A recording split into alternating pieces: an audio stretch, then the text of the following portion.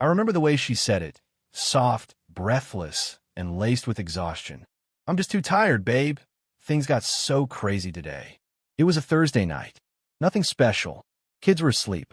The air in the bedroom was heavy with summer heat and the sound of a fan oscillating from the corner. I reached for her as I always did, out of habit more than hunger, and she turned away, brushing me off with those 6 words. I didn't push. I'd gotten used to rejection framed as fatigue. But that night, something was different. Not in her words.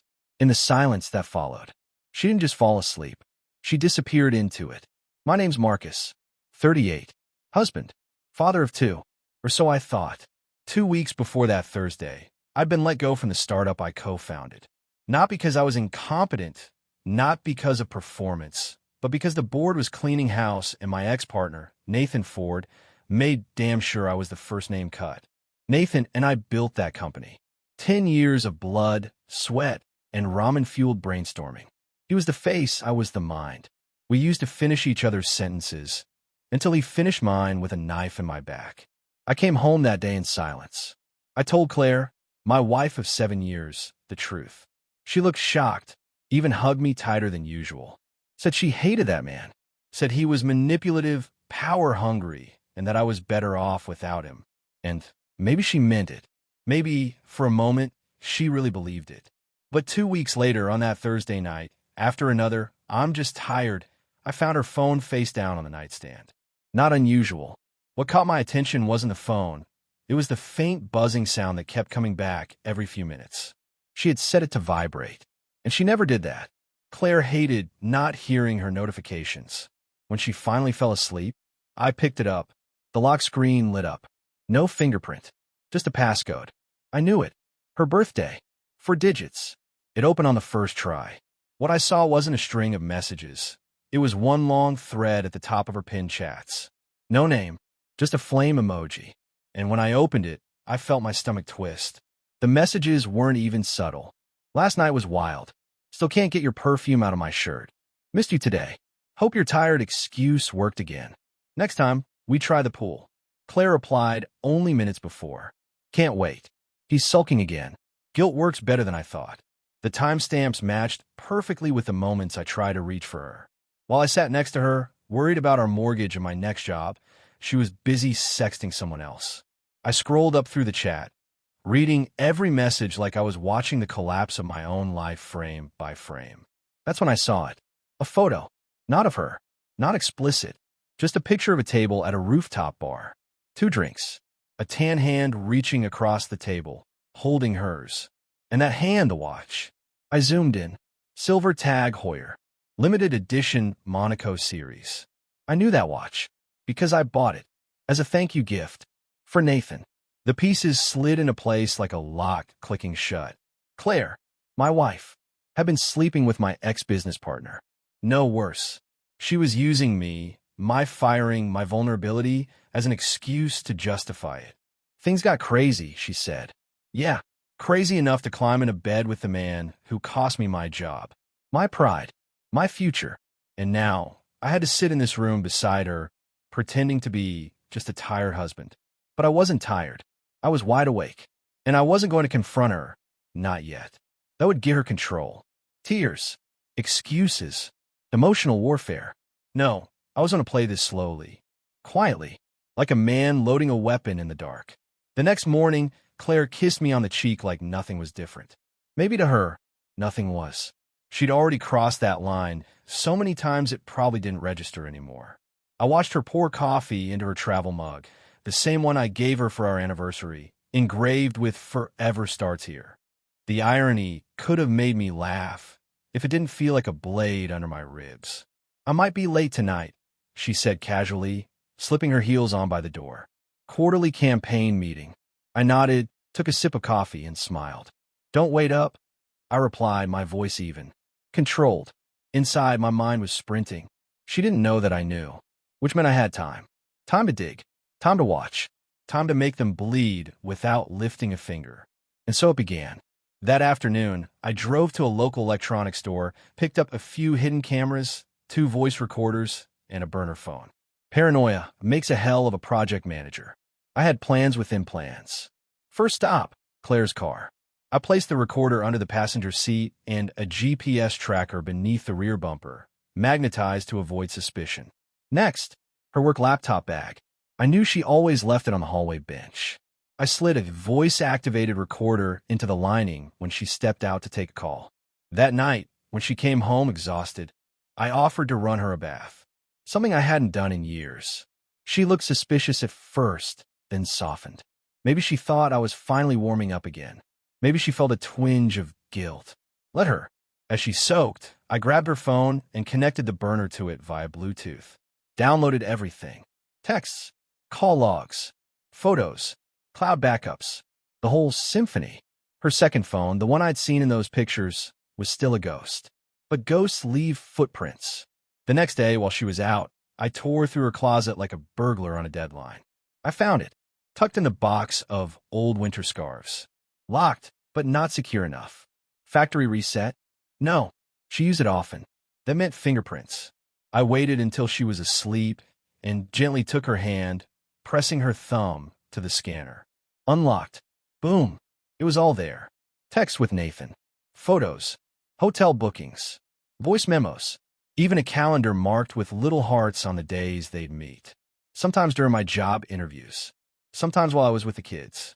One recording stood out. Nathan's voice. I still can't believe he doesn't know. It's been, what, a year? Claire, laughing softly. Longer. I think I started hating him after he fired you. You fired him. I know, but he deserved it. Always acting like he was the moral compass. Maybe now he'll finally learn what it feels like to lose. She fired me. Not the board. Not pressure from investors. Claire. She'd whispered poison into Nathan's ear, and he'd used it as the excuse he needed. It wasn't just betrayal. It was mutiny. That night, I stood over her sleeping body, watching the rise and fall of her breath. I wasn't angry, not in the explosive way. It was colder now, quieter. I wasn't going to scream. I wasn't going to throw things or give her the satisfaction of seeing me broken. I was going to destroy everything they built together, brick by brick, and make them think the whole thing was their idea. She wanted revenge for me getting fired. Fine. I'd show her what that looked like. I started calling in favors. Old colleagues, accountants, a friend of mine from Stanford who did digital forensics. I needed timelines, call logs, financial traces. I needed to know how deep this went. And most of all, I needed leverage. 2 days later, something interesting happened. Claire got a gift at the door. Flowers. But not just flowers. A full bouquet from the same florist we used for our wedding. The card read, counting down the days until we don't have to hide anymore. No name, but she smiled at it like it was handwritten by God. That night, I watched the footage from the bedroom cam. She hid the card under her pillow before bed. Let her dream about him. Let her believe she's untouchable. Because dreams are delicate, and I was already designing her nightmare. The first rule of revenge isn't rage. It's patience.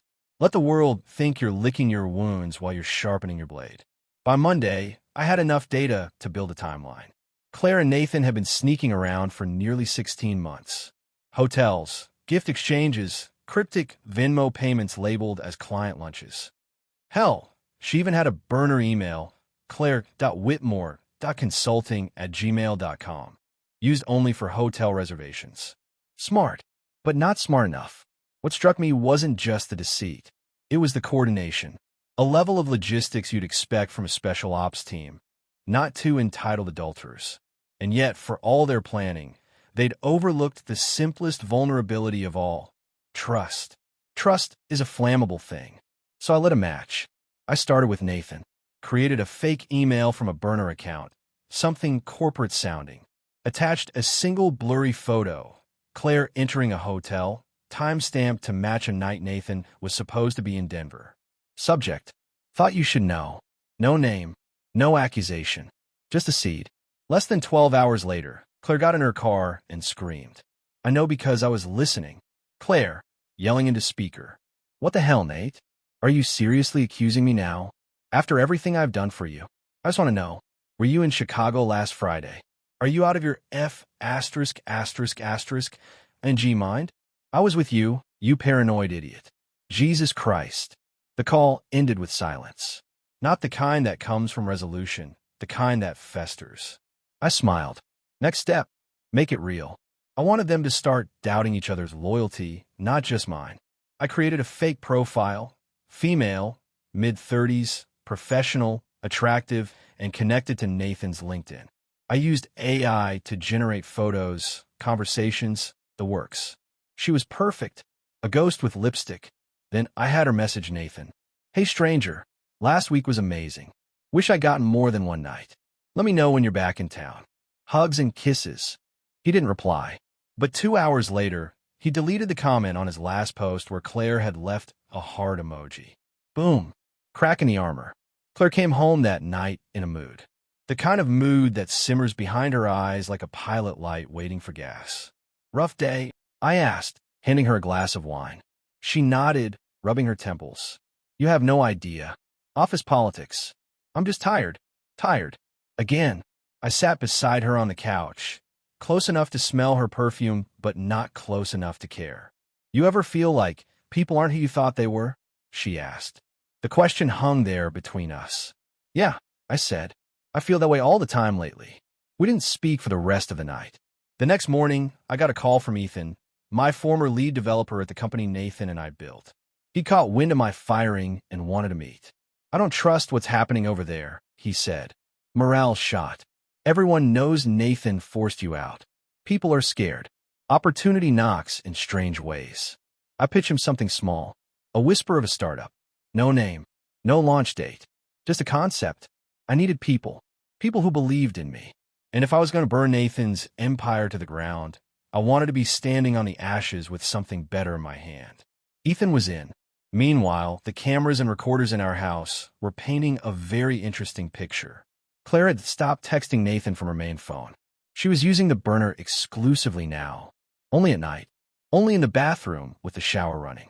Clever, but not clever enough. Because she left the burner in her makeup drawer when she was too tired to think. That night, I cloned it. Inside were dozens of unsent drafts, messages she'd written and never sent, emotional outbursts, confessions, doubts. One said, sometimes I wish we'd just come clean. Marcus deserves better than this. Too late for wishes, sweetheart. Another said, do you ever wonder what would have happened if you hadn't pushed for the board vote? I didn't think he'd take it this hard. That was the one that stayed with me. She didn't just betray me. She engineered the collapse. By Friday, they were unraveling. Claire stayed late at work. Again, only this time, she really was working late, arguing with Nathan behind a locked office door, according to the audio feed from her laptop bag. Maybe you should focus less on fake emails and more on why our campaign's tanking. Don't pretend this is about business. You think I'm stupid? I saw how you looked at Marcus last week. Jesus Christ. She stormed out at 8:43 p.m. She came home at 9:10 and didn't say a word to me. Neither did I. Why would I? The fire was spreading beautifully. They say when a house collapses, it doesn't happen all at once. First it groans, then the cracks form, then the floor gives way under your feet, and by the time you realize it, you're already buried in the wreckage. Nathan didn't know it yet, but his walls were already buckling. And Claire? She was still dancing on the roof, oblivious. Perfect. The Monday after their argument, Claire left for work earlier than usual. Hair curled, makeup perfect, perfume unmistakably expensive. Not the kind of look you wear for a full day of spreadsheets. I knew where she was going. I just needed proof. So I followed. Not with my car, too risky. I borrowed a buddy's Tesla under the excuse of finally test driving something new. Tinted windows, silent acceleration. Perfect for tailing a cheating spouse on a foggy morning. She didn't go to the office. She drove to the Intercontinental on Maple and Amp, 12th, pulled into the parking garage like she'd done it 1,000 times. I waited. 5 minutes. 10. Then I parked, stepped out, and slid a tiny GPS tracker under the bumper of Nathan's Lexus, which was already parked near the elevator bay. They were meeting before work. No doubt about it. Back home, I dumped the footage from the GPS cams and audio recorders. My phone buzzed. Michelle. Not my Michelle. Not a romantic interest. She was the company's HR director.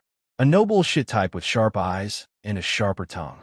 I've been asked to review staff conduct protocols, she said dryly. Guess who suggested it? Nathan, I replied. Bingo.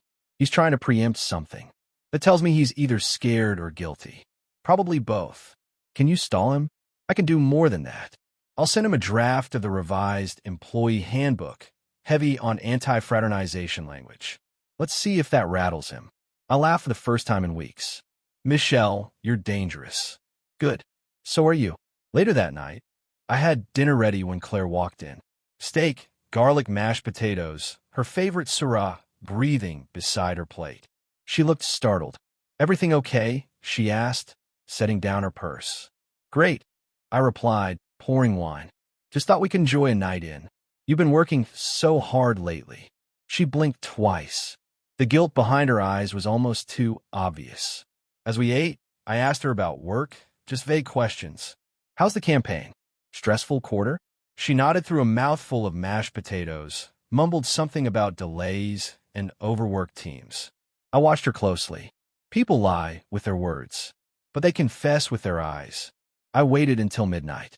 She was asleep, face buried in her pillow. I went to the closet, pulled out the burner phone she thought she'd hidden, and scheduled a message for 8:01 a.m. the next morning, sent directly to Nathan. Last night changed everything. We need to talk. Marcus is starting to ask questions. Then I deleted it from the sent folder. Why 8:01? Because she always arrived at the office at 8:15. I wanted Nathan to be the one panicking for once. And I wanted Claire to walk into a trap she didn't know existed. At 8:03 the next morning, Nathan called her twice. She ignored the first, confused by the second. Then she opened the message, her phone buzzing in her coat pocket, and I watched through the hallway cam as her face morphed from confusion to horror. She immediately replied, "What are you talking about? I didn't send that." But the damage was done. Two coworkers walked by as she stood frozen in the hallway, phone clenched in her fist like a weapon. She didn't even look up.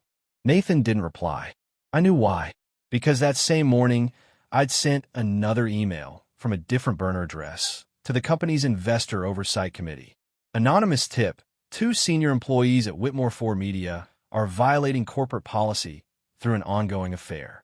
Inappropriate conduct has occurred on company property. Financial implications possible. Attached are timestamps, images, and partial text logs. Do what you will. Attached: parking garage footage of their cars side by side. Screenshots of texts. Voice recording. Claire whispering, "We need to be more careful." No smoking gun. Just enough smoke. Enough to make people look for the fire. By Wednesday, Nathan was called in by the board. Claire received an email asking her to suspend client-facing duties until internal HR reviews are complete. She came home that night and drank 2 glasses of wine before saying a word. Something's going on, she said finally. Oh, HR pulled me off 2 accounts. They won't tell me why. Nathan's acting weird. Cold. I shrugged. Maybe he's got something going on with someone else. She laughed nervously. Don't be ridiculous. Was that fear I saw? No, it was realization. She was starting to feel it now. The tension. The sense that something was slipping out of her control. She didn't know who was behind it. And that was the point. There's betrayal, and then there's annihilation. One you recover from. The other becomes part of your DNA. The day I got the test results started like any other. I made pancakes. Played the role. My daughter, Maddie, kissed my cheek before heading off to school. My son, Logan, asked me to help with his science project. Claire, she barely looked up from her phone. Good. Let her be distracted. Let her text Nathan frantic apologies while her kingdom crumbles. I didn't care anymore, because that envelope sitting on my desk, that was the one that mattered. I hadn't planned on testing the kids. Not at first. I told myself it didn't matter. They were mine where it counted. Blood wasn't the bond. Love was. But after watching Claire sneak off to hotel rooms and whisper, "I love you," into a burner phone, something changed in me. Love, I realized, was her currency of manipulation. And I wasn't about to let her spend it on my children if they weren't even mine. I sat down, tore the envelope open. 2 words stood out like a hammer to the ribs. Not the father. Twice. I didn't speak for an hour. I didn't cry. I didn't scream. I just sat there, a single image looping in my head. Maddie's first steps, Logan's first bike ride, all the dad I love yous that now felt like lines from a script I didn't write.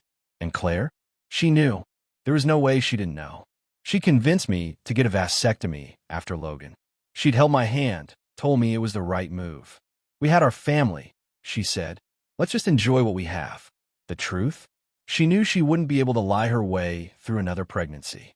Not when I couldn't possibly be the father. She'd planned it. She'd weaponized my trust. I was a placeholder, a financial backup plan, a human shield against loneliness. And Nathan? Or someone else? Who the hell was their father? I stared into the mirror later that night and saw something I hadn't seen before. Not anger, not heartbreak. Extinction.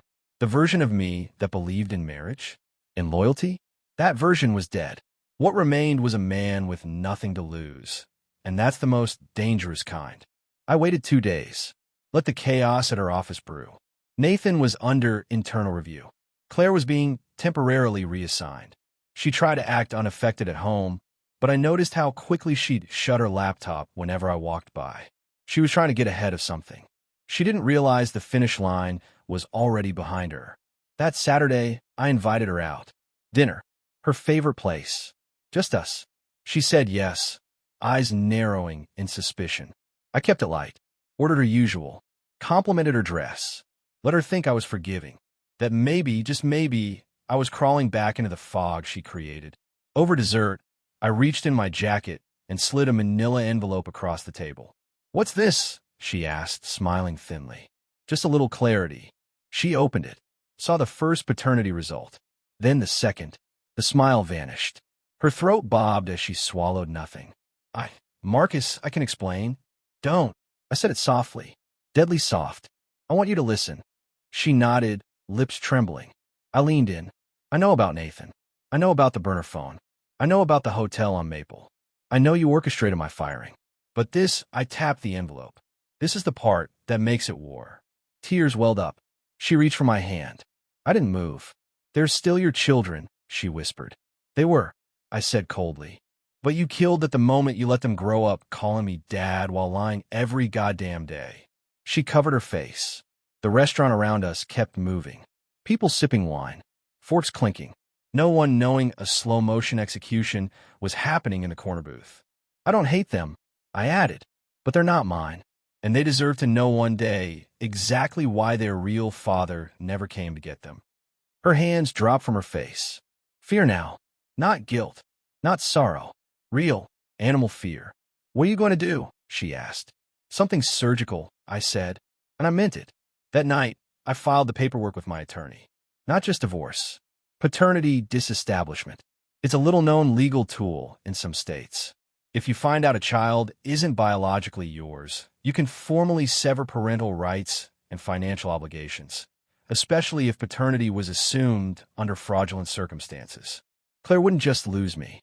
She'd lose child support, medical coverage, access, and when the courts started combing through the financials, every dollar she ever spent from our joint accounts during the affair would come under scrutiny. Fraud, deceit, emotional distress. My lawyer smiled as I outlined everything. "This," he said, "might be the most methodical, scorched earth strategy I've ever seen." "Good," I replied, because I wasn't just burning the house down. I was salting the earth beneath it. If Claire was the match, Nathan was the dry field stretching for miles. Burning him down wasn't just necessary. It was natural selection. He took my company, my future, and now I knew he'd fathered at least one, maybe both, of the children I raised as mine. He didn't just sleep with my wife. He'd installed himself into my life like a parasite, feasting silently while I smiled and paid the bills. So I didn't want revenge. I wanted erasure. The first strike was silent. I met with Michelle again. HR sniper, cool under pressure. We'd already stirred the waters at Whitmore Ford Media with the anonymous complaint, but now it was time to upend the whole damn boat. "I need a list of every woman Nathan's ever mentored or supervised," I told her. She didn't ask why, just nodded and opened her laptop. Within an hour, we had a dozen names. Some still worked at the firm. Some didn't. But nearly all of them had short tenures and vague departure explanations. That's all it takes, a pattern. The next move was delicate. I had Lorraine, my lawyer, send each of them a formal letter.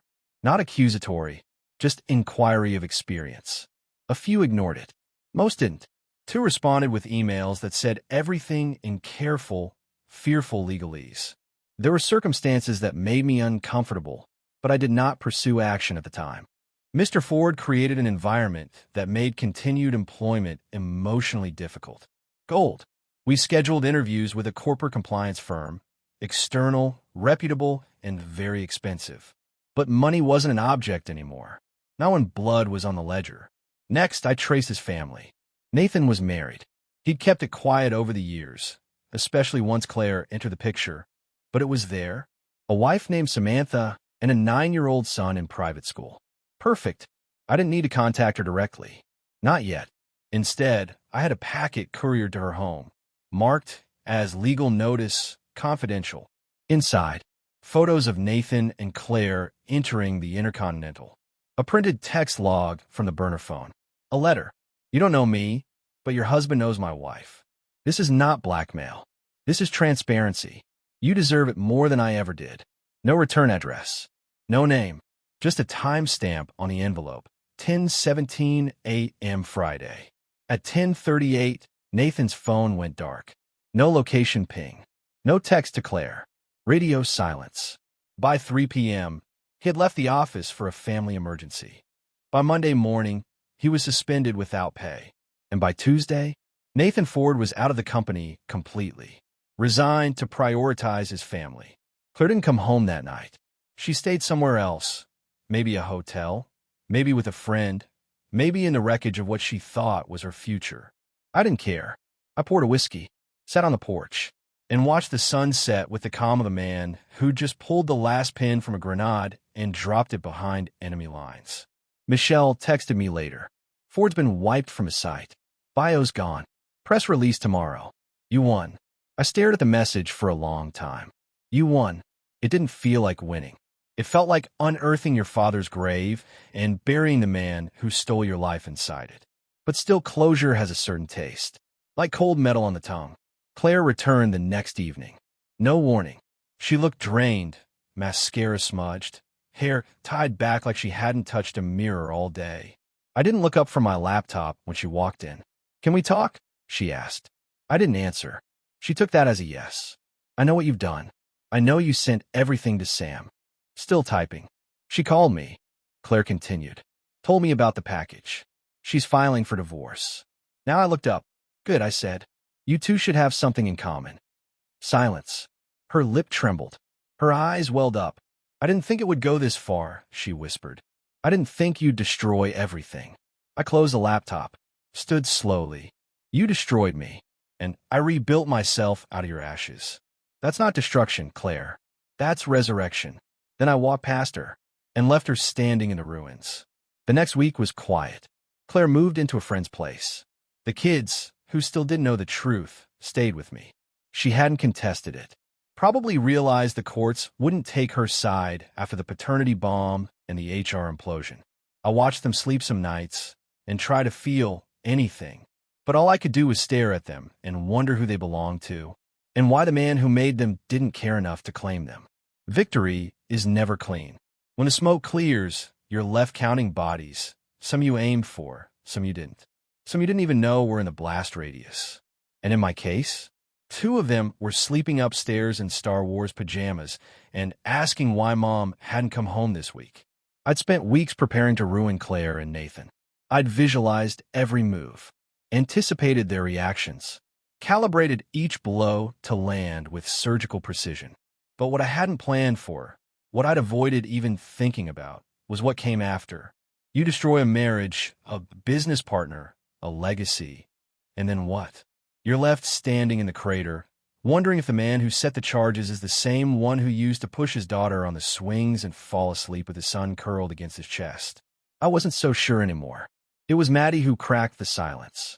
She came into the kitchen one morning, hair a mess, eyes still heavy with sleep, and asked, Dad, did you and Mom stop loving each other? I was mid-pour on her cereal. The milk just kept coming. Overflowed the bowl. I set the carton down slowly and knelt beside her. No, I said, we didn't stop. But sometimes people hurt each other so badly that love isn't enough anymore. She didn't cry, just nodded, like she'd already suspected the answer and was glad someone finally said it out loud. It was the first time in weeks I felt anything close to grief. Not for Claire, for them. That night, I had Michelle over. She brought dinner. We sat on the porch while the kids watched a movie inside. She didn't pry, never had, but she didn't need to. I think she saw it in my face that I was no longer just angry. I was tired, not the kind of tired Claire used to weaponize. The kind that settles in your bones like winter. You made it through, she said quietly. No, I said. I made out. That's not the same thing. She looked over, eyes soft. And now? I don't know. It wasn't until Wednesday that Claire asked to see the kids. I said yes. Not because I forgave her, but because I owed them at least that much. She showed up wearing the same beige coat she wore the night I proposed. Strange what your brain catalogs in the moment of deepest resentment. The kids ran to her, hugged her, told her everything they'd done that week, every meal I'd cooked, every story I'd read. She looked at me while they talked, eyes searching, hoping to find something left. But all I gave her was the same emptiness she'd left in me. After they went to bed, we sat in the living room. She didn't beg, didn't argue. She just asked one question. Was it worth it? I didn't answer right away. I looked around, at the family photos I hadn't taken down yet, at the couch where we once made love, at the rug I used to sleep on when the kids were sick and wouldn't rest unless I was near. Then I said, no, but it was necessary. Her eyes welled up. I could tell she wanted to say something, to justify, to apologize, to explain how things got so crazy. But I held up a hand. Don't, I said. You've had years to tell the truth. You chose lies. That's the legacy you gave me, and I'm not carrying it anymore. She stood, nodded, and left. And I didn't watch her go. The next morning, I called Lorraine. I want to amend the filing. I told her. To what? To full custody. Visitation on my terms. No child support. I'm not doing this to bleed her dry. I'm doing it to protect them from who she is. Lorraine paused. And if the judge asks why? I replied, because I'm not just trying to punish a cheating wife. I'm trying to protect 2 kids from growing up in a house built on poison. Later that week, I took Maddie and Logan to the zoo. Just us. No distractions. No agendas. We stood by the lion enclosure, the kids leaning against the railing, wide-eyed. Daddy, Maddie said, yeah. Are we going to be okay? I didn't lie. I didn't promise sunshine and rainbows or say that everything happens for a reason. I just bent down, wrapped an arm around her and Logan, and said, we already are. When people think of revenge, they picture fire, explosions, shouting, destruction. But the most satisfying revenge doesn't come with noise. It's the silence afterward. When the ones who betrayed you are left whispering in rooms that used to echo with your voice, and you're already miles away, building something they'll never touch again. A month passed. The divorce was final. Custody granted, sole. Claire didn't contest it. Maybe she didn't have the fight left. Maybe she finally understood the magnitude of what she'd lost. Nathan? He'd gone dark. Samantha filed for divorce. Took the house. Froze his accounts. Michelle caught wind that he'd applied for a consulting gig in Chicago under a different name, Nathan Fields, but HR flagged him before the interview even started. I made sure of that. You don't bury a man like Nathan Ford in one grave. You spread him thin, piece by piece, until he's unrecognizable even to himself. As for Claire, she moved into a 2-bedroom condo on the other side of town. No custody, no support, no shared holidays. She still saw the kids, Saturdays supervised. I didn't require supervision. But she knew better than to assume I wouldn't revoke her access entirely. She asked once if I'd ever let her back into their lives fully. I said, that depends on whether you ever start telling them the truth. She hasn't brought it up since. But not everything was ash and wreckage. There was Michelle. At first, I thought she was just the constant, someone who helped me hold the walls up while the roof collapsed. But over time, I saw something else. She didn't just help me survive. She kept me honest. It wasn't romantic, not at first. But there was something in the way she never looked away, never tried to fix me, never let me wallow. I saw her one night at the office, sitting at my desk after hours, reviewing numbers with her glasses sliding down her nose. And I thought, that's what rebuilding looks like. Not fireworks. Foundation. On the 1-year anniversary of the day, Claire first said, I'm just too tired. I took the kids to the beach. We didn't talk about her. We didn't talk about what we'd lost. We just existed. Maddie collected shells. Logan buried my feet in the sand. And as the sun dropped low, casting long orange shadows over the waves, I realized something. I wasn't angry anymore. Not because I'd forgiven, because I'd outgrown it. The final twist came 2 weeks later. I got a letter. Not from Claire. Not from Nathan. From the board of my old company. The firm I co-founded. The one Nathan took from me. They'd spent the last 6 months in chaos. Departures, bad PR, lost clients. Nathan's scandal tainted everything he touched. They wanted me back. As CEO, full control. Apparently, they'd finally realized the man who builds something from nothing is more valuable than the man who steals it and burns it down. I didn't say yes. Not immediately. Instead, I sent an email. I'll consider it, but under one condition, you let me rename the firm. They agreed. And 1 month later, the company formerly known as Whitmore Ford Media reopened under a new name, Ashlight Strategies, because from ashes we rise. And this time, I'd make damn sure no one took it from me again.